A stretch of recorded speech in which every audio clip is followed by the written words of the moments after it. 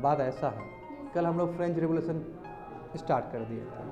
French revolution में हमने तरह तरह का चीज़ देखा है, स्टेट 1, स्टेट 2, स्टेट 3 देखा है, और इसमें देखने का प्रयास ये था कि स्टेट 1 और स्टेट 2 किस तरह दबा के सोसाइटी में अपने आप को रखा था, ठीक है।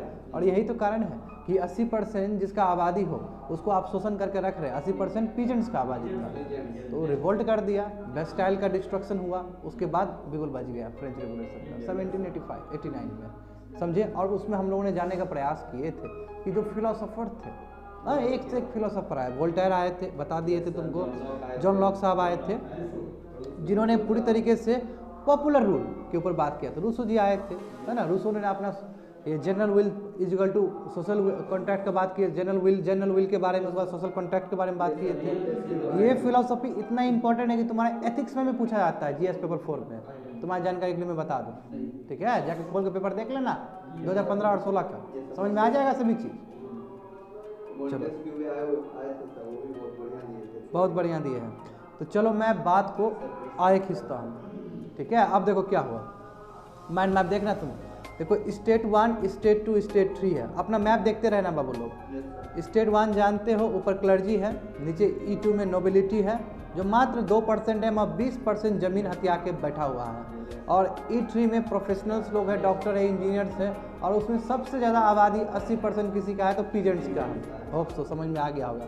और पीजेंट तो फ्यूडलिज्म के लिए परेशान है, क्योंकि बताए थे जब रोमन एम्पायर जब टूटा था, बेजेंटाइन एम्पायर, तो पूरा सेंट्रल अथॉरिटी हो गया, मैं यहाँ पे ये जो फ्यूडलिज्म वाला कॉन्सेप्ट है वो और फैल रहा था, यानी कि फ्यूडल वाला जो गलत चीज़ था उसका सामना करना पड़ रहा होगा फ्रांस को, अनडाउटली वही सामना अभी तक कर रहा है ये लोग। 18वीं सेंचुरी में भी अब विद्रोह हो जाता है ना, अब चेंज हो गया समीकरण।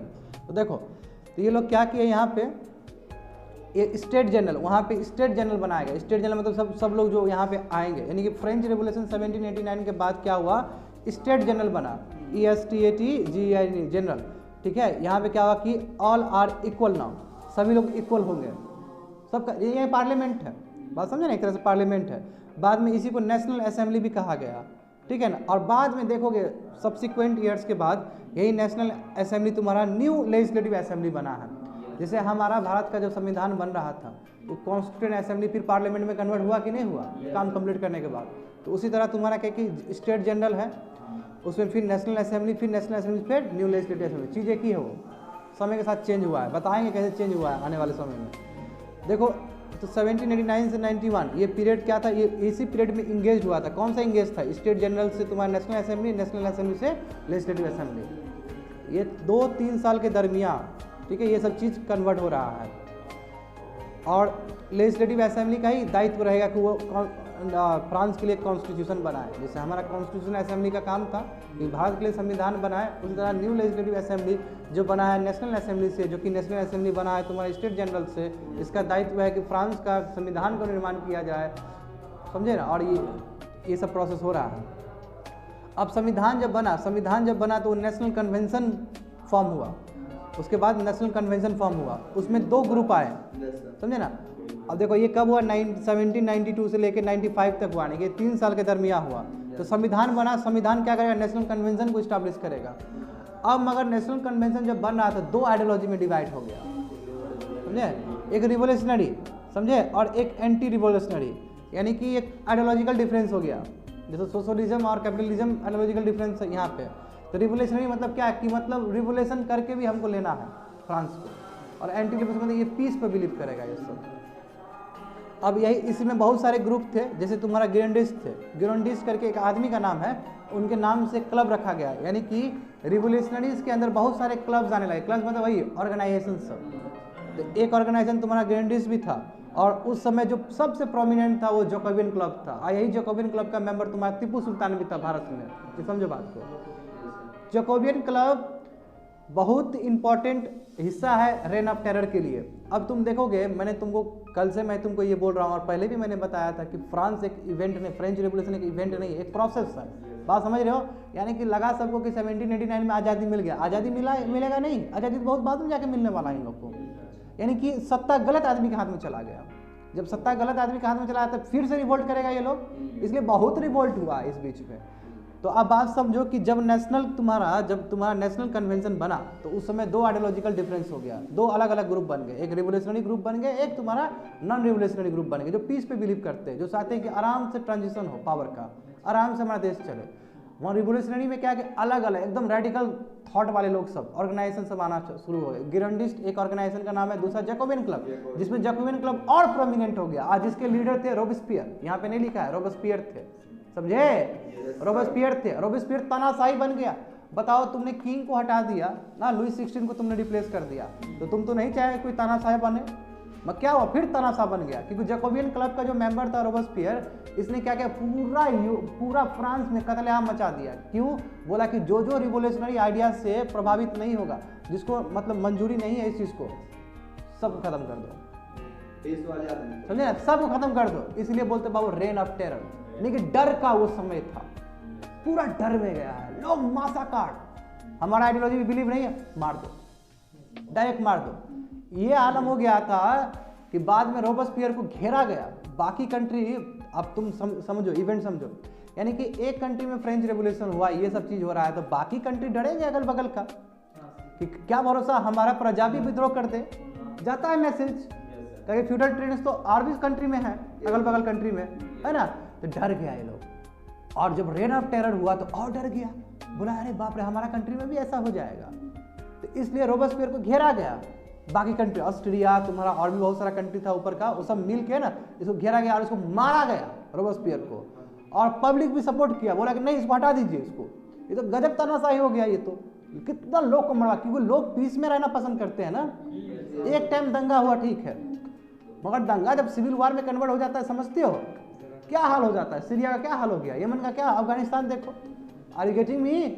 तो इस तरह का था। देखो जैकोबियन क्लब, समझे ना, और देखो यहाँ पे लिखा है कि टीपू सुल्तान भी उसके एक मेंबर थे, समझे, और जो लीडर थे वही रोबेस्पियर है, मैक्सिमिलियन रोबेस्पियर है, ठीक है। इसका स्पेलिंग तुमको हूबहू स्पेलिंग तुमको उसमें मिल जाएगा, जो जहाँ हम तुमको नोट्स भेज देंगे अलग से बुक का, ठीक है।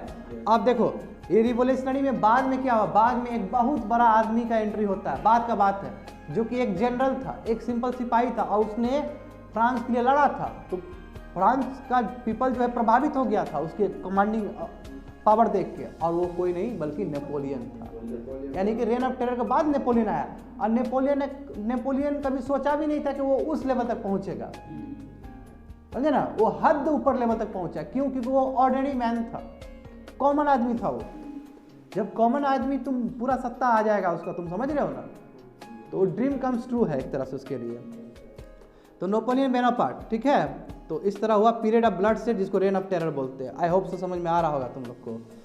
नेपोलियन बोनापार्ट क्या हुआ कि begin to rise during period, यही जो रेन ऑफ टेरर में है, नेपोलियन राइज कर रहा है। ये पूरा राइज नहीं हुआ, राइज कर रहा है, जैसे ऊपर बढ़ जाएगा सब खत्म करके अकेले साम्राज्य को हासिल कर लेगा। आगे बढ़ते जाओ। देखो रेन ऑफ टेरर क्या हुआ था। अब जब रेन ऑफ टेरर, बोले रोबेस्पियर का मृत्यु हो गया, बताएं रोबेस्पियर को मार दिया गया।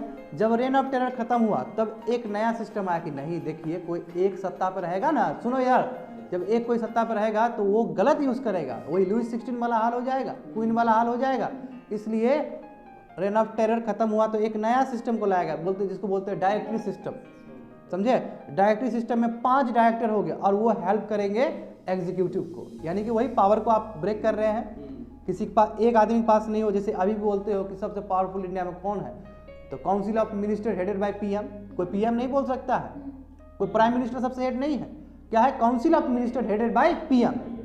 और उसमें भी हमको यदि बोले तो कैबिनेट बोलेंगे हम, उसका भी और क्रिस्प फॉर्म है कैबिनेट। तो इंडिया में सबसे पावरफुल जो एग्जीक्यूटिव है वो पीएम नहीं है, वो क्या है, council of minister headed by PM, यानी कि कैबिनेट मिनिस्टर। जब बड़ाई पॉलिटी पढ़ाएंगे तो बताएंगे काउंसिल ऑफ मिनिस्टर और कैबिनेट में अंतर क्या होता है। काउंसिल ऑफ मिनिस्टर का कुछ हिस्सा कैबिनेट में होता है जो कि सबसे प्रोमिनेंट है, जैसे तुम्हारा होम मिनिस्ट्री, जैसे तुम्हारा फॉरेन मिनिस्ट्री, एक्सटर्नल अफेयर्स है तुम्हारा। समझे बात को। देखो मैं ये जो 5 डायरेक्टर था ये भी इनएफिशिएंट और इनकैपेबल था, उतना सक्षम नहीं था जितना सक्षम होना चाहिए, ठीक है। उसके बाद ये 1795 से लेकर 90, यानी कि 4 साल तुम्हारा डायरेक्टरी सिस्टम चला है। उसके बाद नेपोलियन बोनापार्ट अपना तैयार, वो पॉपुलर हो गया और उसने डायरेक्टरी सिस्टम को रिमूव कर दिया, समझे, और एक नया सिस्टम ले आया जिसको बोलते हैं काउंसुलेट सिस्टम। और उसका जो मुखिया होगा वो खुद नेपोलियन होगा। कमल कुछ समझ में आ रहा है तुमको? अब बाबू देखो 1795 से 99, अब देख रहे हो 99 के बाद क्या हुआ कि नेपोलियन ऊपर जाएगा, राइज कर रहा है नेपोलियन, देखो राइज कर रहा है, और 1804 में जाके वो अपना नेपोलियनिक कोड बना देगा। और नेपोलियनिक कोड क्या है? कब्जा करने के लिए यूनिफॉर्म सिस्टम फ्रांस में।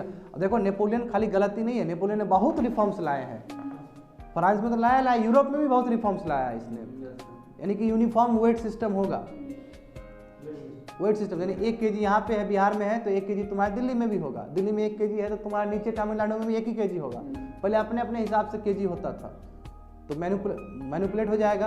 यानी यूनिफॉर्म वेट और मेजर्स जो 1804 का नेपोलियनिक कोड था, यानी कि बहुत सारे रिफॉर्म्स लाए हैं जो कि वर्ल्ड को भी प्रभावित किया है ये चीज़। समझे बात को? देखो इन्होंने क्या किया, डायरेक्ट सिस्टम को रिमूव कर दिया और एक नया एडमिनिस्ट्रेटिव अरेंजमेंट लाया जिसको बोलते हैं कॉन्सुलेट सिस्टम। तो इसलिए कहा जाता है कि बहु फ्रेंच रेवोल्यूशन कोई एक घटना नहीं है, एक प्रोसेस। ठीक है, अब देखो नेपोलियनिक एरा कब हुआ? 1799 से लेके 1813, यानी कहेंगे तो 14 और 15 साल ये राज किया है, समझे? और बहुत बड़ा राज किया है ये, बताएंगे थोड़ी देर में, आगे बढ़ते जाओ। तो आई होप तुम लोग को ये समीकरण तो समझ में आ गया कि जब 1789 में जब पहला फ्रेंच रेवोल्यूशन हुआ, उसके बीच में रेन ऑफ टेरर आए, उसके बीच में फिर से तुम्हारा डायरेक्टरी सिस्टम बना, डायरेक्टरी सिस्टम हुआ, फिर तुम्हारा कॉन्सुलेट सिस्टम बना। तो यही सब चीज़ के बारे में जानोगे। तो मैं बताता हूँ कि नेचर ऑफ फ्रेंच रेवोल्यूशन, जो कि तुमको इश्यूज में बताए गए थे कि क्या फ्रेंच रेवोल्यूशन का क्या नेचर रहा, क्या कैरेक्टर रहा है, उसका क्या रूप रहा है। देखो French revolution was an ideological revolution. ये आइडियोलॉजी था कि नहीं था बताओ तो?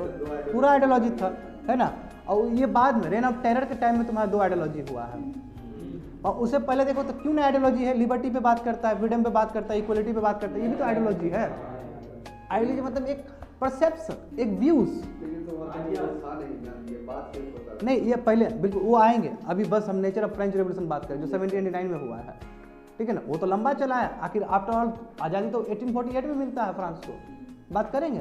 फ्रांस का बहुत बड़ा हिस्ट्री है जी। देखो तो क्या कि अकॉर्डिंग टू सम स्कॉलर्स, बहुत सारे स्कॉलर का मानना है कि ये लॉफ्टी आइडियाज यानी कि प्रोग्रेसिव आइडिया से भरा हुआ था फ्रेंच रेवोल्यूशन। क्यों?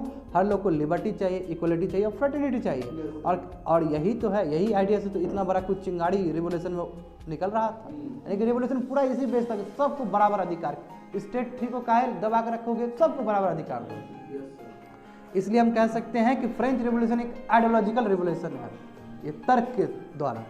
अब एक बोलते हैं कि सोशल कैरेक्टर भी था इसमें। हाँ, एक सोशल कैरेक्टर, देखो मार्क्सिस्ट आएगा। यदि हम मार्क्सिस्ट अप्रोच से देखें, वही मार्क्सिस्ट, क्योंकि मार्क्सिस्ट काम किया ना सोशलिज्म पे, पॉवर्टी, हाँ बिल्कुल, कार्ल मार्क्स का जो प्रिंसिपल है उसको मार्क्सिस्ट बोलेंगे। यदि मार्क्स का हम देखें तो वो क्या बोलते हैं कि ये रेवोल्यूशन सोशल कैरेक्टर था, यानी कि ये रेवोल्यूशन में सोशल एलिमेंट्स था। क्यों ना हो, दबा के रखे हो तुम सोसाइटी को, तो सोशल एक्सप्लॉयटेशन हो रहा था, इसलिए सोशल कैरेक्टर है उसके अंदर। देखो क्या है, तो पहला मार्क्स का तुम समझ लिए। उसके बाद तुम जॉर्ज रूट का भी देखोगे, ये भी एक स्कॉलर थे। वो कहते हैं कि there are 2 popular sides of revolution, 2 popular sides है। एक हैप्स नॉट है, यानी कि एक हैप्स नॉट मतलब क्या कि अंडर प्रिविलेज्ड है, और एक हैप्स है। हैप्स नॉट और हैप्स होता है ना जी, हैप्स मतलब जिसके पास है, हैप्स नॉट मतलब जिसके पास नहीं है, यानी कि जो गरीब है। यानी कि ये डिफरेंस किसके बीच में था? प्रिविलेज और अंडर प्रिविलेज लोग के बीच में डिफरेंस था, इसलिए सोशल कैरेक्टर है। आगे देखो बहुत सारे दूसरे राइटर भी, ये तुमको याद करने की जरूरत नहीं है, उन्होंने भी अपने किताब में लिखा था कि सोशल इंटरप्रिटेशन ऑफ, यानी कि सोशल इंटरप्रिटेशन से फ्रेंच रेवोल्यूशन को आगे मतलब समझाने का प्रयास किया था अपनी किताब में कि French revolution was not a social revolution but according to him there was a problem in political administrative machinery in France. बोला कि देखिए अब अलग अलग राइटर अलग अलग सोच है ना, एक चीज़ तुम लोग को पढ़ाएंगे तो अलग अलग तरीके से इंटरप्रेट करोगे। ये बोला कि देखिए सोशल प्रॉब्लम नहीं था, ये पॉलिटिकल एडमिनिस्ट्रेटिव प्रॉब्लम था। और हम तो कल बता दिए सभी चीज़ की, सोशल क्या प्रॉब्लम था, पॉलिटिकल क्या प्रॉब्लम था, रिलीजियस क्या प्रॉब्लम था, इकोनॉमिकल क्या प्रॉब्लम था, ये सब चीज़ को तोड़ ही दिए हम। यानी कि कोई कोई सिंगल रीजन तो हो नहीं सकता रिवोल्यूशन के लिए, इसलिए बहुत सारे रीजन होना चाहिए। अब तुम्हारा काम क्या है कि जितने भी स्कॉलर्स दिए हैं सबका व्यूज पढ़ना, है ना, सबका व्यूज पढ़ना। आगे देखो तो सर सबसे ज़्यादा तो सोशल था ना इफेक्टिव सर, जो ज़्यादा मतलब हेल्प किया रिवोल्यूशन में। देखो सब इंटर रिलेटेड है। अब तुम खुद सोचो कि तुम्हारे जेब में इकोनॉमी नहीं है तो सोशल नहीं है, यानी कि सोशल नहीं है तो इकोनॉमी नहीं है, सब इंटर रिलेटेड है ना। आज की जेब में पैसा नहीं होगा तुम्हारे पास तो तुम्हारा वैल्यू नहीं है सोसाइटी में, मतलब बहुत सारे लोग के दृष्टिकोण से, सबके हिसाब से नहीं, जी कुमार के हिसाब से तो ऐसा कुछ नहीं होता है, और जी कुमार ऐसा आदमी बहुत है संसार में, ठीक है ना। हाँ वो भी है, वो भी बहुत ऊपर उठा हुआ आदमी है। मतलब कहने का मतलब है, तो मगर खाली जी कुमार और सुमने रहने से नहीं होता है इसमें, तो क्योंकि मेजोरिटी पॉपुलेशन तो खाली पैसे पर ना बात करेगा। ये बात भी तो आपको नज़रअंदाज नहीं करना चाहिए यदि आप इंटेलेक्चुअल है तो। बात समझ रहे हो बात को? तो कहने का मतलब यही बोला जा रहा है, देखो मैं सोशल, पॉलिटिकल, इकोनॉमी सब एक दूसरे से रिलेटेड है। जब तुम्हारे पास जेब में पैसा नहीं देखा, कैसे प्रेसिडेंट तुम प्राइम मिनिस्टर बनेगा? क्योंकि तुमको तो बहुत पैसा खर्च करना पड़ेगा अपना ऑर्गेनाइजेशन के लिए। सब इंटरलिंक्ड है। Are you getting me? देखो तो फ्रेंच रेवोल्यूशन एक प्रोग्रेसिव रेवोल्यूशन भी था, थर्ड वन, क्यों ना हो। ये फ्रांस में जो हुआ है मेडाइवल सिस्टम, ये यानी कि पूरी तरीके से it was taking France out of, यानी कि मेडाइवल सिस्टम से फ्रांस को निकाल दिया। क्यों ना निकाल दिया? ये बोले थे कि ये जो तुम्हारा डार्क एज था, डार्क एज में जी रहा था ये लोग, और डार्क एज का एक्सटेंशन है कि काउंटर रिफॉर्मेशन हुआ तो खत्म हो गया, फिर इनलाइटमेंट वाला आइडियाज आ रहा है, याद करो। रिनाइंसेंस खत्म हुआ, यानी कि काउंटर रिफॉर्मेशन हुआ, उसके बाद फिर इनलाइटमेंट वाला एज हुआ, यानी कि जो मेडाइवल विचारधारा वाला है, मेडाइवल विचारधारा क्या कि जहाँ पे फ्यूडल ट्रेंड्स है, जहाँ पे सर्व्स है, जहाँ पे स्लेव्स है, यही ना हुआ मेडाइवल एज, जहाँ पे डार्क एज है। तो ये इतना बड़ा रेवोल्यूशन है कि जो मेडाइवल हिस्ट्री से फ्रांस को फेंक दिया मॉडर्न हिस्ट्री की तरफ, मॉडर्न फ्रांस की तरफ खींच दिया, ये बड़ा बात है। तो वही बोला कि it was taking France out of medieval system to modern age on the path of development and growth. आप डेवलप करिए, आप भी यूके की तरफ बनिए, जो 1750 में उधर हो चुका था, आप भी करिए। और जानते हो कि बेल्जियम से लाने वाले फ्रांस में कौन थे? नेपोलियन बोनापार्ट थे, इंडस्ट्रियल रेवोल्यूशन। सब कनेक्ट करने का प्रयास करो, इसलिए हम कह सकते हैं ये प्रोग्रेसिव रिवोल्यूशन। क्यों? क्योंकि मेडिवल आइडियाज को धता बता दिया गया है इस रिवोल्यूशन में। हाँ, उसके बाद क्यों ना हो प्रोग्रेसिव, क्यों कितना है? यही तीन विचारधारा, लिबर्टी, इक्वलिटी, फ्रेटर्निटी। देखते हो कितना रिपीट हुआ ये चीज, यही तो है फ्रेंच रेवोल्यूशन का मतलब ही ये तीन वर्ड होता है एक्चुअल में। यानी किसी को फ्रेंच रेवोल्यूशन को डिस्क्राइब करना हो, तीन वर्ड बोल दो, इसका मतलब उसको आता है। लेमैन टर्म्स में तो उसको आ रहा है सबसे। और रोबेस्पियर बोल दिया, रेन ऑफ टेरर बोल दिया, कॉन्सुलेट सिस्टम बोल दिया, नेपोलियन बोनापार्ट बोल दिया, इसका मतलब तुमको बहुत कुछ आता है। और बोल दिया वो वाला जो हम चिपकाते हैं तुम लोग को डायलॉग कि एक इवेंट नहीं एक प्रोसेस है, इसका मतलब तो बोलेगा कि अरे भाई तो इसको सब कुछ आता है, इसका मतलब समझे? डीप पढ़ रहा है, सही बात है। ये लाइन का डीप मीनिंग है। बुर्जुआजीज रिवोल्यूशन था। कौन है बुर्जुआजीज? मामा जी नहीं है? यस, वो भी मर्चेंट है।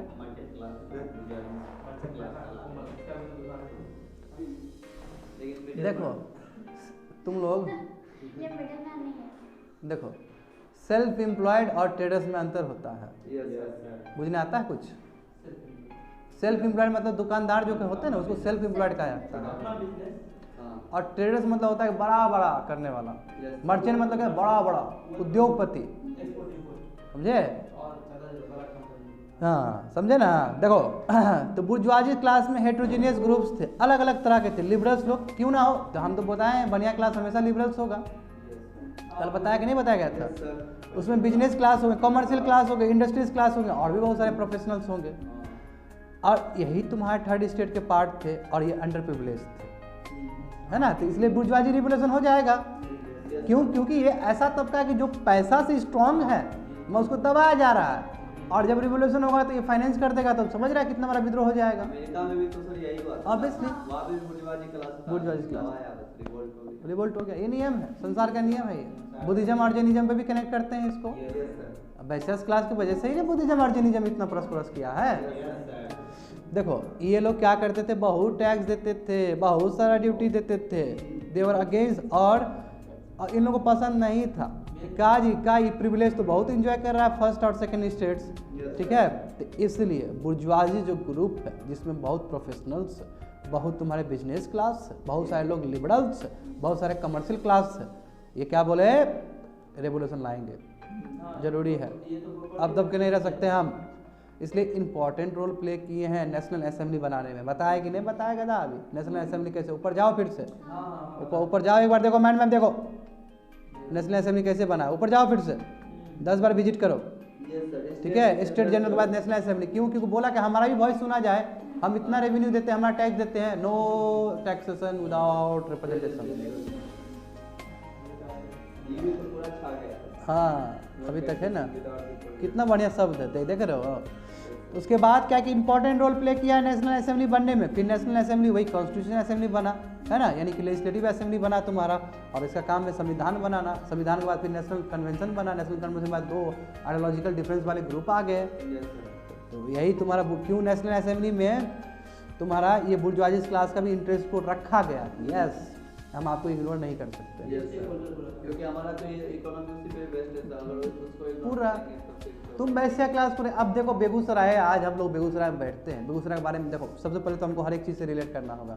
आज हम लोग बेगूसराय में जो हम सिटी डेवलपमेंट देखते हैं, किसी एक तबका का हाथ है तो आंख बंद करके बोल दो बुर्जुआजी क्लास का है, मर्चेंट क्लास का। यदि यहाँ व्यापार इतना होता ही नहीं तो सिटी कभी बन ही नहीं सकता। ये सिटी का पूरा दायित्व जाता है मर्चेंट क्लास को।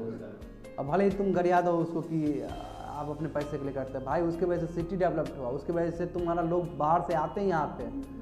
समझ रहे बात को?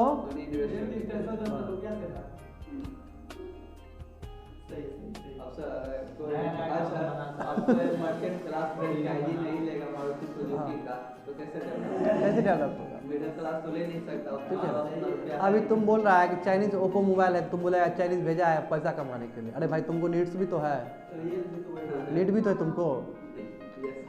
देखो देखो देखो, कोई बात नहीं, कोई बात नहीं, अंधकार में हो उजाला में ला देंगे, ठीक है ना, फिर लाइट बंद कर देंगे। देखो the laws reflected aspiration of bourgeoisie, ये जितने भी लॉज लाएंगे नेशनल असेंबली में, कॉन्स्टिट्यूशन असेंबली में, इसमें जितने भी लॉज बने तो बुर्जुआजी क्लास को भी ध्यान में रखा गया। जैसे कि अमेरिकन कॉन्स्टिट्यूशन जब बने थे, इसलिए अमेरिकन कॉन्स्टिट्यूशन को भी हम बुर्जुआजी कॉन्स्टिट्यूशन कह देते हैं। 1820 very good. Napoleonic reforms favoured, in fact जो नेपोलियनिक कोड बना था 1804 में, उसने भी बुर्जुआजी इंटरेस्ट को रखा था। क्यों? जब तक मर्चेंट क्लास के हाथ में तुम नहीं रखोगे, बाबू सत्ता से हाथ धो बैठोगे। सच बोल रहे हैं तुमको, ये कोमल तुम लोग बाबू लोग समझो। जितने भी प्रेजेंट गवर्नमेंट होते हैं, आज देखते हो मोदी जी के ऊपर, मोदी गवर्नमेंट के ऊपर कितना लगता है, कैपिटलिस्ट क्लास है। देखो हाथ में है कि नहीं है, बात समझो ना। क्यों? तुमको पॉलिटिकल फंडिंग चाहिए, तुमको बहुत चाहिए। अब खुद देखो ना, जिसके पास पैसा होता है उसको सैल्यूट किया जाता है कि नहीं किया जाता? क्या भरोसा तुमको कब काम आ जाए वो। और बाबू कोई भी स्टेट का मुखिया हो, वो कभी मर्चेंट क्लास से लड़ाई झगड़ा नहीं करना चाहेगा, मिल के रहेगा। और सिमिलरली मर्चेंट क्लास भी चाहेंगे कि हम गवर्नमेंट ऑफ द डे से मिल के रहें, उसको भी चाहिए। क्या भरोसा कोई प्रोग्राम और पॉलिसी अलग फ्रेम कर दिया और एक बार धक्का में आ जाए। जैसे तुम्हारा एयरटेल और इसके साथ हुआ था, जियो को जब बढ़ा दिए, तो यहाँ बात समझो, कुछ नया चीज़ नहीं है, वही सब चीज़ उसको लिंक करने का प्रयास करो। इसलिए फ्रेंच रेवोल्यूशन क्या है? Bourgeoisie revolution. अब इतना पॉइंट बोले हैं, यदि गधा दिमाग होगा तो भगवान बुद्धि दिए हुए, तो ये भी रिलेट करके लिख सकते हो प्रेजेंट कॉन्टेक्स्ट में। मत किसी पर वार मत करना। इम्पैक्ट्स, नया फ्रांस बना, मिडिल क्लास बढ़ना शुरू हो गया, और 19वीं सेंचुरी हम कहते हैं कि मिडिल क्लास सेंचुरी है। यानी कि मिडिल क्लास को क्यों? अब ये तबका जो शोषित तबका था वो बढ़ रहा है। और मिडिल, अभी वर्ल्ड में भी देखो सबसे ज़्यादा मिडिल क्लास ही है। इंडिया में भी देखोगे तो मिडिल क्लास बहुत प्रोमिनेंट है ना। क्यों? क्योंकि इकोनॉमिक डेवलपमेंट हो रहा है। जब इकोनॉमिक डेवलपमेंट है तो गरीब आदमी उठेगा, और मैक्सिमम वो रीच कर सकता है गरीब आदमी मिडिल क्लास, और मिडिल क्लास जो पहले से वो रीच कर सकता है तो ऊपर जाएगा। और रीच का भी डेफिनेशन 3 है, बहुत ऊपर रीच, मिडल, और जो एक जस्ट उठ के बैठा हुआ है, समझे ना। और ये डिपेंड करता है तुम्हारा वर्ल्ड बैंक का राशि के हिसाब से, कभी आंकड़ा के साथ आएंगे, ठीक है। Liberalism was most important outcome. Liberalism free thinking, free thinking तुम्हारा एक आउटकम है, और लिबर्टी इक्वलिटी फ्रेटर्निटी उसका एक रूप है। मोनार्की का एंड हो गया। हाँ, डिवाइन राइट जो मोनार्की को दिया कि भगवान का अवतार है जी, जो बोल दिया बोल दिया, एक चीज़ खत्म हो गया, ठीक है। रिप्रेजेंटेटिव फॉर्म ऑफ गवर्नेंस, यानी कि पार्लियामेंट्री फॉर्म ऑफ गवर्नेंस। क्यों बोला कि नहीं बोला? स्टेट जनरल जो नेशनल असेंबली बना तो बुर्जुआजी और सब लोग, हम भी ने पार्टिसिपेट करेंगे। वोटिंग राइट्स दिया गया मिडिल क्लास को भी, जो कि पहले वंचित था ये लोग। और 3 लॉफ्टी आइडियाज़ आए, यानी लॉफ्टी मतलब होता प्रोग्रेसिव आइडियाज़, ठीक है, जो बता चुके हैं। और ये इंस्पिरेशन केवल फ्रांस में नहीं बना, वो बहुत सारे कंट्री का बना, उसमें इंडिया भी है, ठीक है। और इस तरह नेशनलिज्म और इंडिविजुअलिज्म, हाँ, हमारा सिंपल अधिकार भी और नेशनलिज्म का भी दायित्व है। तुमको हम इंडिपेंडेंस डे के दिन में भी नेशनलिज्म के बारे में बताए थे कि नेशनलिज्म होता क्या है। ये नहीं कि भारत माता की जय, वंदे मातरम, ये तब जरूरत था जब भारत को आज़ादी मिली, क्योंकि उस समय यूनिफाइड फोर्स का जरूरत था।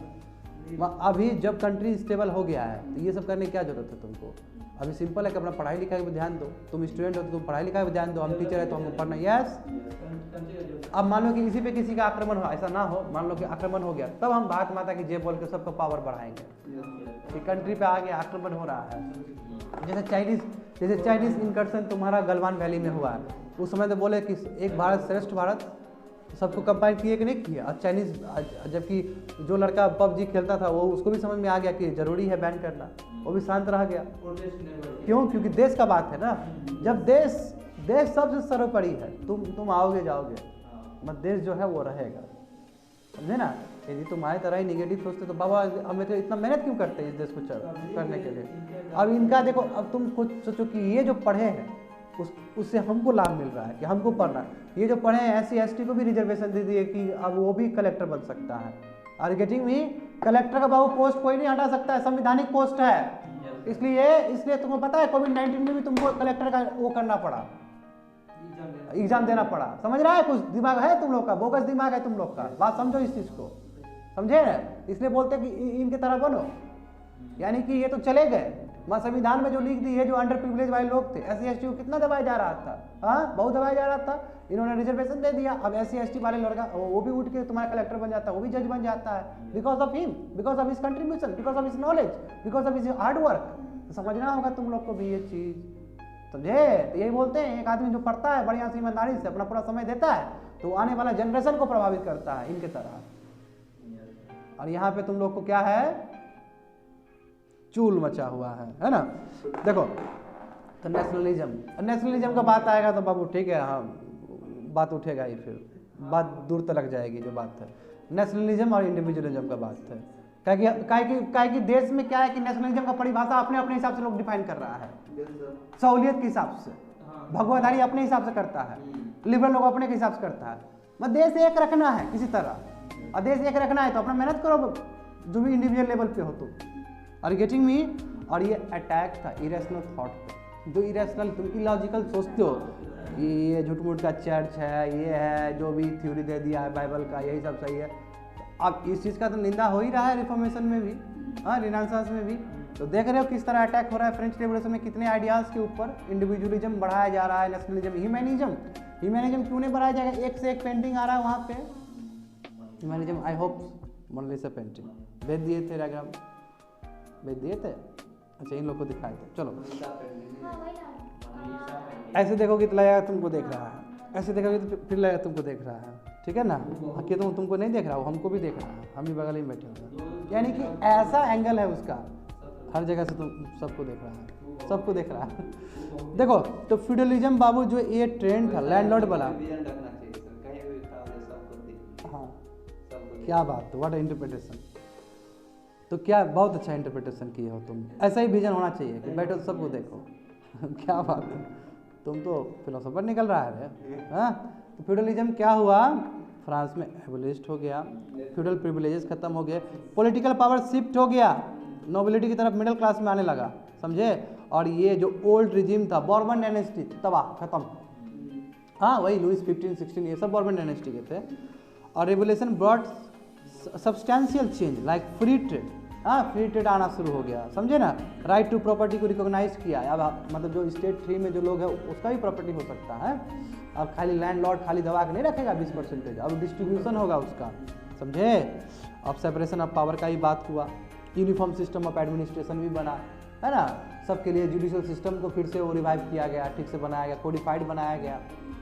अब देखो, मगर देखो इतना कुछ हुआ, कुछ भी रेवोल्यूशन, जैसे कि हम लोग अमेरिकन वाला ही पढ़े थे, पर लिमिटेशन तो है, हर चीज़ का लिमिटेशन होता है। कल भी बात हुआ था। देखो लिमिटेशन क्या है कि कई लोग ये भी बोलते हैं कि फ्रेंच रेवोल्यूशन खाली बुर्जुआइज क्लास को हेल्प किया, क्योंकि वो प्रोमिनेंट सेक्शन है, जिसके पास पैसा है उसका वॉइस भी बड़ा है। अभी देख लो। दूसरा क्या कि वोटिंग राइट्स बस आप प्रॉपर्टी जिसके पास था उसको ही दिया आपने। व्हाट अबाउट पीजेंट जो लैंडलॉर्ड्स है, what about slaves, what about serves. यानी कि आपने यूनिवर्सल एडल्ट फ्रेंचाइज का कोई बात ही नहीं किया, ठीक है। रेन ऑफ टेरर आया, ये भी तो फ्रेंच रिवोल्यूशन के बाद ही आया है। इसमें तो रूथलेस किलिंग किया गया, आंख बंद करके मासाकार किया गया लोग को। बताए तो रोबेस्पियर वाला जैकोबिन। और उसके बाद देखो इसके आगे तुम बढ़े तो 5 डायरेक्टर वाला हुआ, वो भले ही 4-5 साल तक रहा, वो इनएफिशिएंट इनकेपेबल था, तो काहे उतना बड़ा पोस्ट पे हुआ है, ये भी बड़ा सवाल है ना। और प्रॉब्लम तुम्हारा नेपोलियनिक रिफॉर्म्स में भी रहा है, उतना सक्सेसफुल नहीं रहा जितना सक्सेसफुल होना चाहिए। और क्योंकि इसलिए बोला कि नेपोलियनिक का जो भी रिफॉर्म्स है वो इट्स सेल्फ फ्रेंच रेवोल्यूशन का जो लॉफ्टी आइडियाज था, इक्वलिटी, फ्रेटर्निटी, और उसके अगेंस्ट था। क्यों?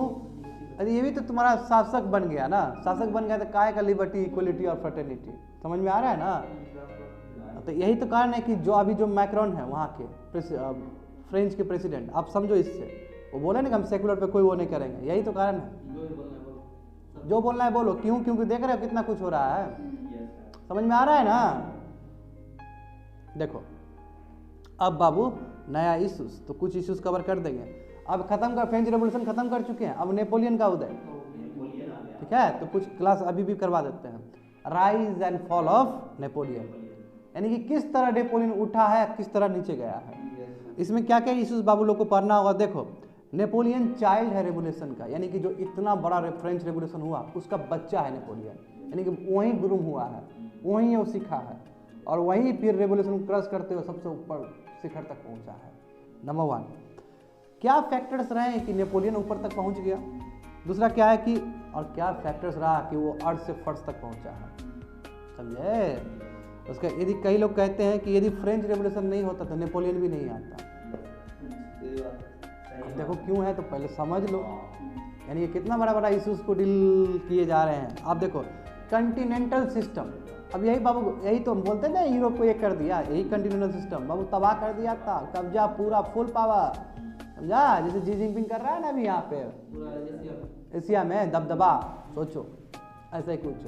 क्यों इतिहास दोहराता है तो जी जिनपिंग दोहरा रहा है ना। नहीं कंटिनेंटल सिस्टम ऑफ नेपोलियन, तो पहले तुम लोग समझो कि नेपोलियन का क्या स्थिति था। देखो नेपोलियन बोनापार्ट, फ्रेंच रेवोल्यूशन हो जाता है 1789, कोई कुछ नहीं बोलेगा, बस खाली समझते रहना तुम लोग। नेपोलियन को बहुत प्यार था पावर से, प्रेस्टिज से, समझे। मगर जिस तरह इसने अपने आप को पोर्ट्रे किया तो इसको स्वीकार किया, समझे। लिबरल्स ने भी, सभी ने इसको स्वीकार किया। रेडिकल ग्रुप, लिबरल ग्रुप बोला कि नहीं ये आदमी ठीक है, सभी ने। जैसे मोदी जी को 2014 में जैसे एक्सेप्ट किया, समझे ना। सभी लोग, हम लोग भी वोट दिए थे मोदी जी को। अब मोदी जी खराब नहीं है, ठीक है ना। देखो क्योंकि यूट्यूब पे हम नहीं समझिए, देखो नहीं बिल्कुल ऑरेटर तो बढ़िया है ही ना। रेन ऑफ टेरर, अब उसके बाद रेन ऑफ टेरर हुआ है ना, तो उसके बाद एंटी रिवोल्यूशनरी से लड़े हैं ये भी, यानी कि ये भी रेवोल्यूशनरी वाला बुद्धि था इनका भी, रोबेस्पियर वाला ही बुद्धि था, ठीक है। तो ये during that time, rain of time में ये तुम्हारा एंटी रिवोल्यूशनरी से लड़े हैं। जब उसको ख़त्म किए, जब तो डायरेक्टरी सिस्टम ब्रॉड किया गया, उसका फिर कंसुलेट सिस्टम आया, जानते ही हो तुम लोग।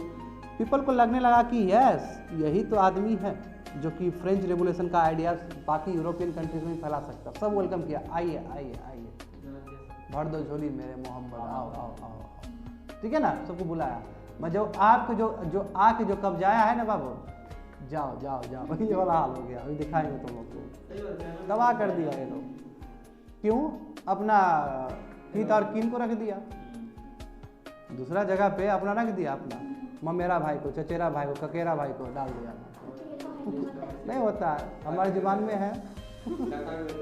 हाँ देख रहे हो ना, इंटरप्रिटेशन के लिए रखे हैं। कुछ भी बोल दो, सब देखना यार, क्रिएट कर दो, खाली समझते रहो बस। ये तो खासियत है ना। देखो नेपोलियन, तो नेपोलियन क्या किया, ये जो तुम्हारा फ्रेंच, पहले तो बोला कि हम ही तो है फ्रेंच रेवोल्यूशन का, हम ही तो में से हार्बिंगर है, हम फैलाएंगे इस आइडियाज़ को। फ्रांस में तो फैलाएंगे ही, फ्रांस में तो रखेंगे ये इक्वलिटी फ्रेटर्निटी वाला चीज़, ये हम यूरोप में ही फैलाएंगे, ठीक है। तो देखो लिबरेटर जो बाहर के कंट्री वाले थे वो भी वेलकम किया, आइए गुरुजी आइए आइए, आपका इंतजार है, ठीक है। और ऑस्ट्रिया उस समय कंट्रोल कर रहा था जर्मनी का बहुत सारा हिस्सा, आइए आप आइए, इधर भी आइए। इटली और फ्रांस, ठीक है। तो यानी कि फ्रांस, जर्मनी, इटली में। अब देखो ऐसा क्यों? क्योंकि जर्मनी और इटली में कॉम्प्लेक्स पावर स्ट्रगल चल रहा था, वहाँ पे अपना ही लड़ाई झगड़ा हो रहा है। जब जर्मनी यूनिफिकेशन बताएंगे, जब इटली का यूनिफिकेशन बताएंगे, तो यहाँ से चीज़ों को जोड़ेंगे। वहाँ पे पावर राइवलरी हो रहा है, पावर लड़ाई हो रहा है वहाँ पे भी, ठीक है। तो जब तुम्हारा नेपोलियन जी आए यूरोप में, स्पेशली ऑस्ट्रिया और जर्मनी सब में, मगर वो गलत कर दिए। इम्पीरियलिस्ट एक्सपेंशन अब फैला रहे हैं अपने साम्राज्य को। उनको तो एक लिबरेटर समझ के आप कर रहे हो, वो अपना कब्जा जमा रहे हैं आप, ठीक है। इम्पीरियलिस्ट एक्सपेंशन हुआ और तुरंत जाके इम्पीरियलिस्ट बन गया वो। यही तो चाहिए था, यानी कि पहले शुरू में आए कि हम आपको आइडियाज़ देंगे, सबको हम इंडिविजुअलिज्म देंगे, हाँ नेशनलिज्म देंगे, ये सब चीज़ देंगे, बाद में सबको कब्जा लिया। He did nepotism, curb the press, liberty। Nepotism करना सुनो, भाई भतीजा बात बोले कि नहीं बोले? प्रेस शांत, कैप्चर, फुल कैप्चर, यानी कि पूरा तुम्हारा लोकतंत्र तानाशाही में कन्वर्ट हो गया। समझ रहे हो ना? इतना बर्बाद किया। लिबर्टी पूरा अपना ही मेरा ब्यूरोक्रेसी, आप पूरा साम्राज्य करेंगे। देखो मगर बच्चे लोग, ये हम तुमको बताए थे, ये चीज़ याद करो तुम लोग। नेपोलियन श्रेय जाता है जर्मनी को यूनिफाई करने के लिए। बताते थे कि नहीं बताते थे इस क्लास में? बाबू नेपोलियन ने जर्मनी को यूनाइट किया। जर्मनी बहुत फैक्शंस में डिवाइडेड थे, जैसे इंडिया का सरदार वल्लभ भाई पटेल, हाँ 1500 के आसपास मैंने बताया था। और नाउ 130 रिमेंड। अब क्या है कि अब वो 39 स्टेट्स में उसको तोड़ के, जितना ज़्यादा था ना उसको करके कम करके 39 स्टेट्स में लाया। वो इतना ज़्यादा, छोटे छोटे फैक्शंस में डिवाइडेड थे। वो सबको यूनिफॉर्म करना है तो तुमको करना पड़ेगा। जैसे हमारा इंडिया था, ब्रिटिश आया तो ब्रिटिश ने भी किया कि नहीं, सेंट्रलाइज किया कि नहीं किया? रेगुलेटिंग एक्ट देख लो, है ना, 1773 का देख लो, पीट एक्ट 1784 का देख लो, फिर उसके बाद तुम चार्टर एक्ट और भी बड़ा सारा देख लो। सब में कोशिश किया गया कि सेंट्रलाइज करना। और फिर क्वीन प्रोक्लेमेशन हुआ 1848 का, तो उसमें और कर दिया। उसमें बोले कि एक्सपांसन वाला चीज़ नहीं करेंगे क्योंकि विद्रोह हो चुका है तुम्हारा वहाँ पे 1857 वाला। मार्केटिंग में तो सभी चीज़ को समझना है, सब चीज़ सेम होता है हर कंट्री में, समझे ना। तो क्या है कि इसने क्या है 39 स्टेट्स में बना दिया जर्मनी को, जो कि पहले बहुत भाग में टूटा हुआ था। तो people started hating Napoleon later. बाद में क्या लगा कि ये तो इम्पीरियलिस्ट ऑफ फर्स्ट ऑर्डर है, ये तो बहुत बड़ा इम्पीरियलिस्ट निकला, ये तानाशाह निकला। तो बाद में हेट, जो आदमी वेलकम कर रहा था वही जाओ जाओ जाओ ये बोल रहे थे, ठीक है। देखो उसके बाद बहुत सारे तुम्हारे जो स्कॉलर है वो कहते हैं, जैसे कि तुम्हारा फिशर है, हॉल फिशर, ये कहते हैं कि नेपोलियन बिल्कुल फ्रेंच रेवोल्यूशन का ही बच्चा है। क्यों? अब फ्रेंच रेवोल्यूशन में जब तक लिबर्टी, इक्वलिटी, फ्रेटर्निटी वाला बात नहीं आता तब तक इसको वेलकम नहीं करते, तब तक ये ऊपर सिस्टम में जाता। फ्रेंच रिवोल्यूशन हुआ तभी रेन ऑफ टेरर हुआ, हाँ तभी डायरेक्टिव सिस्टम आया। यदि ये सिस्टम आता ही नहीं, यदि रिवोल्यूशनरी और नॉन रिवोल्यूशनरी आता ही नहीं, तो कहाँ से नेपोलियन बोनापार्ट का उदय होता? Are you getting me? ये ऐसे लोग होते हैं जो क्राइसिस को अपॉर्चुनिटी में कन्वर्ट कर देते हैं। तुमको सिविल सर्विस में इस तरह भी क्वेश्चन पूछा जाता है, पूछा जा सकता है कि नेपोलियन बोनापार्ट को कैसे आप जस्टिफाई करेंगे कि इसने क्राइसिस को अपॉर्चुनिटी में कन्वर्ट कर दिया आपने लिए। बोल दो रेन ऑफ टेरर सब जोड़ दो, बस बाबू होता वही चीज़ है, बस बुद्धि लगाना पड़ता है लिखने वक्त, समझे। तो मगर क्या किया इन्होंने? मेरिटोक्रेसी पे ध्यान ही नहीं दिया, मेरिट पे कोई काम ही नहीं दिया। जो सक्षम है, जो राज कर सकता है, उस पर कोई काम नहीं है। बस इन्होंने क्या किया? नेपोटिज्म को फेवर किया। Austria had biggest empire, Austria का बहुत बड़ा एम्पायर था उस समय, समझे। Total control over Europe like Britain and other power. और उस समय देखो अब ब्रिटेन क्या कर रहा था, ब्रिटेन का साम्राज्य तुम्हारा इधर कॉलोनीज है, अमेरिका में है, इधर है। अब तो खैर इंडिपेंडेंट हो चुका है, मगर इधर भी है, हमारे इंडिया की तरफ है, एशिया की तरफ है, समझे बात को। अब फ्रांस का भी अपना चल रहा है। ऑस्ट्रिया का उस समय बहुत बड़ा साम्राज्य था यूरोप में, ऑस्ट्रिया का। अब ऑस्ट्रिया कोई खाएगा ये? ऑस्ट्रिया समझे, जो कि तुम्हारे जर्मनी के बगल में, हंगरी के बगल में दिख जाएगा तुमको। तो बात समझो, ये जो चीज़ बताएं आप, देखो इंट्रोडक्शन, आई होप समझ में आ गया होगा तुम लोग को। अब इंट्रोडक्शन समझते हैं। इसलिए हमारे जो भी सिस्टम में नेपोटिज्म बहुत चलता है, बिहार इंडिया के गवर्नमेंट सिस्टम। ये कैसे आया? तो ये सब ब्रिटिश राज है, नेपोटिज्म समझे, ब्रिटिश राज अभी भी सुनने को मिलता है बहुत। और ब्रिटिश, और हम जैसे लोग, पापी लोग जो इंडियन लोग हैं, वो तो कुछ ज़्यादा ही है। यहाँ तो आदमी जात पात से भी तुमको सिग्नेचर करके निकाल दे, है ना। अब हम क्या कर सकते हैं यार, हम कुछ नहीं कर सकते उसके लिए। देखो इंट्रोडक्शन टू नेपोलियन।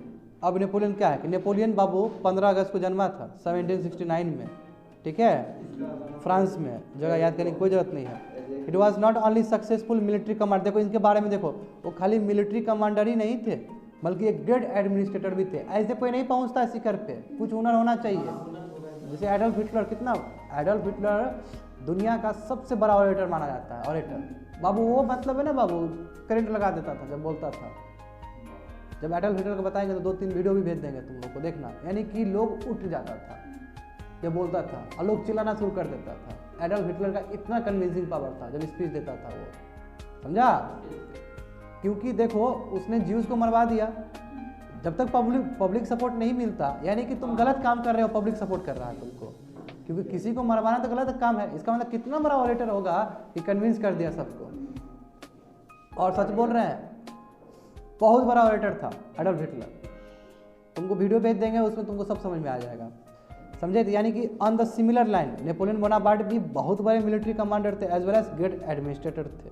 देखो यही तो बोल रहे हैं, ये बहुत ऑर्डिनरी मैन थे और तब फिर बाद में जाके ये डिक्टेटर बन गया फ्रांस का। तो वही तो बोल रहे हैं, ये बहुत अलग है अपने आप में कि कोई इंडिविजुअल, कोई मतलब जो सामान्य परिवार से आए वो कैसे इतना सीखे। जैसे मोदी जी देखो, मोदी जी बोलते हैं ना कि चाय बेचते थे, हाँ उनके पिताजी। अब देखो अभी शिखर पे है ना, तो इनका भी इतिहास में नाम आएगा उस हिसाब से देखा जाए तो, है कि नहीं है? He was born from French revolution, और फिशर के हिसाब से इसलिए कहा जाता है कि ये क्या है, बिल्कुल child of the French revolution है। आफ्टर एंडिंग डायरेक्टरी सिस्टम, जब डायरेक्टरी सिस्टम हट गया तो ये कॉन्सुलेट सिस्टम लाए थे, जहाँ पे इन्होंने बहुत नेपोलियनिक रिफॉर्म्स लाए। वही 1804 का नेपोलियनिक कोड लाया है, ठीक है? तो बात समझे, ये इंट्रोडक्शन हो गया। अब इसमें देखेंगे कैसे राइज की है, राइज कैसे की है। देखो जैसे ही फ्रेंच रिवोल्यूशन हुआ 1789 में, जो आइडियाज़ है फ्रेंच रिवोल्यूशन का वो अभी तक तो इस्टेब्लिश तो नहीं किया गया, जस्ट हुआ है। वो इस्टेब्लिश करने के लिए सिस्टम को बदलना होगा आपको, यानी कि जो लोग अंडर प्रिविलेज है उसके लिए आपको एडमिनिस्ट्रेशन में रोल देना होगा, लैंड देना होगा। अभी खाली आइडियाज़ नहीं आ रहा है, अभी तो केवल आइडियाज़ ही डेवलप हो रहा है ना। ग्राउंड लेवल पे तो उसको आपको इम्प्लीमेंट करना होगा ना। खाली बोल देने से नहीं ना होता है कि एक भारत श्रेष्ठ भारत, वो बनना भी होगा ना। खाली बोल देने से नहीं होता कि विश्व गुरु बनना है। विश्व गुरु बनने के लिए गरीबी हटाना होगा, विश्व गुरु बनने के लिए हमको इंफ्रास्ट्रक्चर पे काम करना होगा, विश्व गुरु बनने के लिए हमको एजुकेशन पे काम करना होगा। और गेटिंग में तो लिबर्टी फ्रेटर्निटी तो नाम के लिए आया है ना, उसको इम्प्लीमेंट करना होगा ग्राउंड लेवल पे। वही बोला जा रहा है यहाँ पे। देखो तो क्या French revolution yes was yet to be established, अभी भी नहीं हुआ है। And there were drawbacks in new arrangement, नया जो तुम्हारा इसका कंसुलेट सिस्टम आया है उसमें ड्रॉबैक्स है, यानी कि जिसके लिए इतना कुछ हुआ आइडियाज़ के लिए वो धरातल पे इम्प्लीमेंट नहीं हो पाया। देखो देयरफॉर नेपोलियन को एक गोल्डन अपॉर्चुनिटी मिला इस एरर को, नए अरेंजमेंट जो हुआ था, इसे डायरेक्टरी सिस्टम सब जो भी था उसको रेक्टिफाई करना, और ये क्या किया, उसके पावर को बढ़ा दिया और एक नया एडमिनिस्ट्रेटर बन के निकल गया जो बोला कि हम लिबर्टी इक्वलिटी फ्रेटर्निटी को ग्राउंड लेवल पे इम्प्लीमेंट करेंगे। आया समझ में? क्यों? क्योंकि रेन ऑफ टेरर के बाद कोई बात ही नहीं कर रहा है लिबर्टी इक्वलिटी फ्रेटर्निटी के बाद, डायरेक्टरी सिस्टम में कोई बात ही नहीं कर रहा है। रेन ऑफ टेरर में तो पूरा तबाह कर दिया। कहाँ अब रेन ऑफ टेरर में इतना लोग मरा है तो काहे का लिबर्टी इक्वलिटी फ्रेटर्निटी, बात समझ रहे हो? तो ये बोला कि ठीक है हम देंगे, शांत। तो देखो प्रोसेस, राइज होने का प्रोसेस, जैसे जैकोबियन आगे बढ़ा, वही रोबेस्पियर जिसके मेंबर है, जैसे जैकोबियंस का हुआ था, steps taken against anti revolutionary forces, जानते हो मासाकार कर दिया गया है।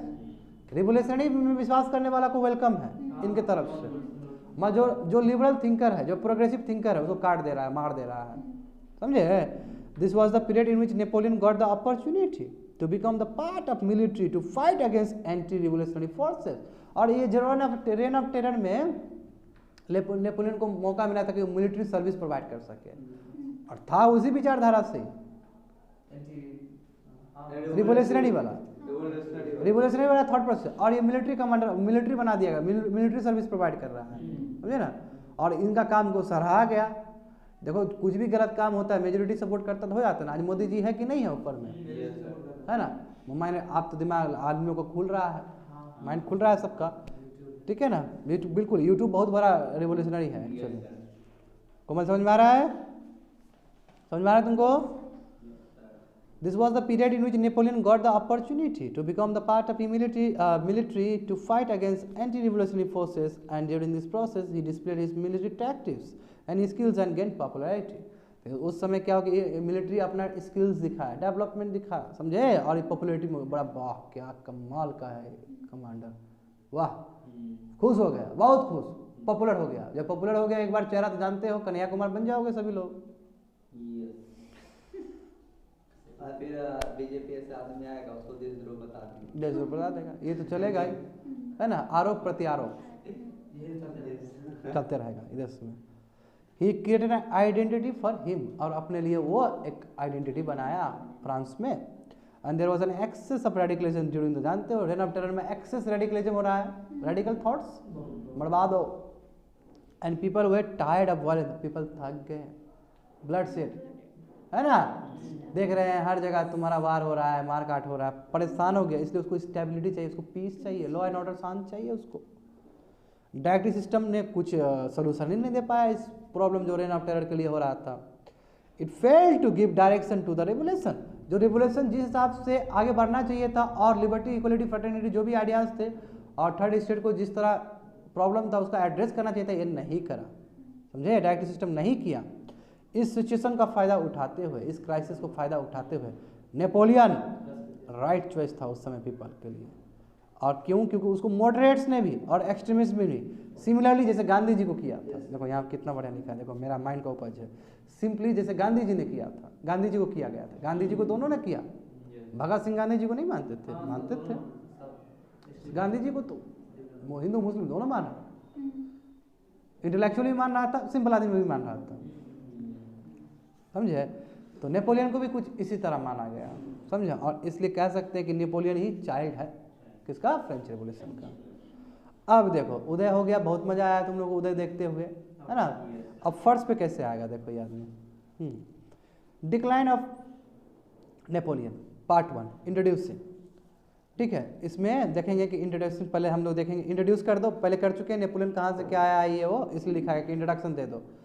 डिक्लाइन में इंट्रोडक्शन दे दो, नेपोलियन कौन है, कैसे कॉन्सुलेट सिस्टम ये वो आया, लिख देना।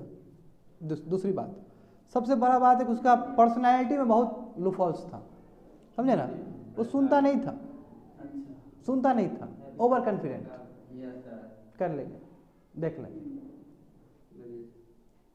देख लेंगे, नीतीश देख लेंगे, ठीक है ना। इस पे एग्जीक्यूटिव जो होता है हेड होता है, वो खुश हो जाता है इस बात से, अच्छा देख लीजिए। देखो वही बोल रहा है, डिमेरिट्स क्या था कि नेपोलियन का जो पर्सनालिटी था, क्या ओवर एम्बिशियस था, हमको ये भी पाना है, हमको भी पाना है, सब पाना है हमको, ठीक है, इम्पेडियस था, इसका मतलब अपॉर्चुनिस्ट था, यानी कि जहाँ मौका मिलता था वहाँ कूद जाता था, ठीक है। और एडवाइजर कुछ फॉलो नहीं करता था बाबू, काहे का एडवाइजर, हम है ना, सत्सक चौप शांत, ठीक है। ओवर कॉन्फिडेंट था बाबू, ओवर एम्बिशियस था वो, समझे, और अंडर एस्टिमेट करता था एनिमी का पावर को, झुटपुटिया है, कुछ नहीं कर सकता, खत्म कर देंगे आराम से, क्या समझता है हमको, खबरदार है, इस तरह का एटीट्यूड लेके जी रहा। हम तो खाली बोलते ही है ना, हमको भी ग्राउंड लेवल पाएंगे तो बहुत कुछ सोचना पड़ेगा। मैं ऊपर पहुंच के तुम ऐसा सोचोगे तो काम नहीं देगा, क्यों, कभी दुश्मन को कमजोर मत समझो, है ना। हिंदी मूवी देखा है ना तुम लोग, देखो एक्सट्रीमली क्या है, ऑटोक्रेट है, यानी कि एकदम पावर अपना रखा है, and imposed his will and everyone, अब सब पे अपना फतवा जारी, तुमको ये करना है, तुमको ये करना, सबको ड्यूटी दिया जा रहा है, कोई मतलब नहीं उसको, एकदम मजा लूट रहा है किंग वाला, समझ रहे हो, पूरा किंग वाला एकदम। Opportunity of the first order, यानी कि जहाँ मिले फर्स्ट ऑर्डर वाला, यानी कि हाई लेवल पे अपॉर्चुनिटी था ये, और इसलिए अपने एडवाइजर को जो तुम्हारा सफिशिएंट स्पेस देना चाहिए था, कोई स्पेस ही नहीं, एडवाइजर आया है, भागो भागो भागो, काम है हमारा, भागो। जब तक तुम एडवाइजर का बात नहीं सुनोगे तो तुमको ग्राउंड रियलिटी कहाँ समझ में आएगा। His decision lacked moral and ethical dimension, कोई एथिकल बातें नहीं, मरवा दो, क्यों, आखिर भाई जो भी है इसका आइडियोलॉजी तो रिवोल्यूशनरी वाला है, ये भी समझो ना बात को, इसका बैकग्राउंड तो पूरा रिवोल्यूशनरी है, रेन ऑफ टेरर में बहुत एक्टिव रहा है ये आदमी, तो कहाँ से एथिकल और मोरल वाला इसको आएगा इसके अंदर, इसको केवल खाना है साम्राज्य को। तो समझ रहे हो, ड्रॉबैक्स इन नेपोलियनिक एम्पायर, एम्पायर में क्या रहा, ये तो नेपोलियनिक का पर्सनैलिटी है जिसमें तुमको इतना देखने को मिला है। इन्हें कि इनकेपेबल था, इनकेपेबल नहीं था, क्योंकि मिलिट्री कमांडर भी रहा है, एडमिनिस्ट्रेटिव भी रहा है वो, तो लूफल्स क्या था, lack of institutional basis and effect, लेकिन इंस्टीट्यूशन जिस हिसाब से होना चाहिए कि तंत्र जो होना चाहिए देश को चलाने के लिए वो मिसिंग था, और उसका प्रोडक्टिविटी मिसिंग, जिस हिसाब से डिलीवरी करना चाहिए सर्विस को उस हिसाब से नहीं हो पा रहा था। जैसे हमारा देखो बिहार में है कि नहीं है, बहुत सारा चीज़ हमारे पास है, पुलिस है ना, एक से एक RTI वाला ऑफिस है, कहाँ काम होता है, समझे। तो for decision making advice of advisor were not taken seriously, बोल तो दिए हैं डिसीजन मेकिंग के लिए एडवाइजर का तुम बातें नहीं मान रहा है। Started his career as a liberator, बताओ अपना जो करियर स्टार्ट किया था इसने कि हम लिबरेटर होंगे, हाँ, जर्मनी और इटली ने इसको वेलकम किया, वहाँ का पीपल ने, बहुत जल्दी नेपोलियन क्या हुआ, ट्रांसफॉर्म हो गया इम्पेरियलिस्ट रूल की तरफ, पकड़ लिया बाबू, भूल गया। और यदि गलत नहीं हूँ, यदि मेरे बात को इंटेलेक्चुअल यदि सुनेंगे तो इस बात से यूट्यूब पे भी इस बात से हाँ भरेंगे कि मोदी जी से ये मिलता जुलता चीज़ है। मैं नेपोलियन को कंपेयर नहीं कर रहा हूँ, बस सिचुएशन को कंपेयर कर रहा हूँ। 2014 में आए तो सभी जितने भी थे, यूथ थे, बूढ़े थे, सब ने वेलकम किया इनको।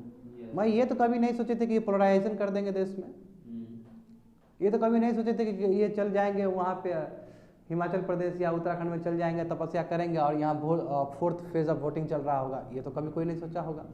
ये भी कोई नहीं सोचा होगा कि पुलवामा अटैक को इतना पोलराइज करेंगे, ये भी कोई नहीं सोचा गया होगा कि 2 दिन आए जो कल जो भाषण दिए थे मोदी जी माइक पे कि देश विकास कर रहा है। जब देश विकास कर रहा है तो पहला क्वार्टर में 23.9 और दूसरा क्वार्टर में 8 कैसे की डिक्लाइन हो जाता है GDP का, इस बात पे भी होना चाहिए, इस बात पे भी चिंतन और मंथन होना चाहिए, ठीक है। कटाक्ष ठीक है ना, कल यही देख रहे थे, कटाक्ष देख रहे थे, यानी कि तुम्हारा जो हेड है गवर्नमेंट ही ट्वीट कर दो, कोई बात नहीं, ठीक है, हाँ, यानी कि तुम्हारा हेड ऑफ द गवर्नमेंट ही है जो कि सही इन्फॉर्मेशन नहीं दे रहा है, तो हम क्या किस पे हम आसरा कर सकते हैं, ठीक है। देखो तो उसके बाद क्या हुआ, डी नंबर देखो, he impose absolute rule in France and curb the liberty of people. बताओ, जिसके लिए फ्रेंच रेवोल्यूशन हुआ उसको ही कर्व कर दिया गया, लिबर्टी को।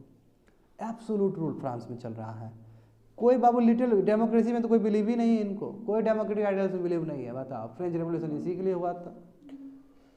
ये तो खाली झूठ मूठ, खाली मेरिटोक्रेसी पे ही टॉक्ट अबाउट मेरिटोक्रेसी, बात तो करते थे कि मेरिट बेस्ड में होना चाहिए अपॉइंटमेंट, मगर जब बात आता था अपॉइंटमेंट का तो अपना भाई भतीजा को डाल देते थे पोस्ट पे। बात तो बराबर है, सबसे बड़ा बात है कि आपका बात और आपका जो ग्राउंड रियलिटी है उसमें कहीं ज़्यादा अंतर तो नहीं ना है जी, थोड़ा अंतर होता है, ऐसा समझो, प्रैक्टिकली थोड़ा सा अंतर होता है। थोड़ा अंतर, क्या अंतर होता है थोड़ा,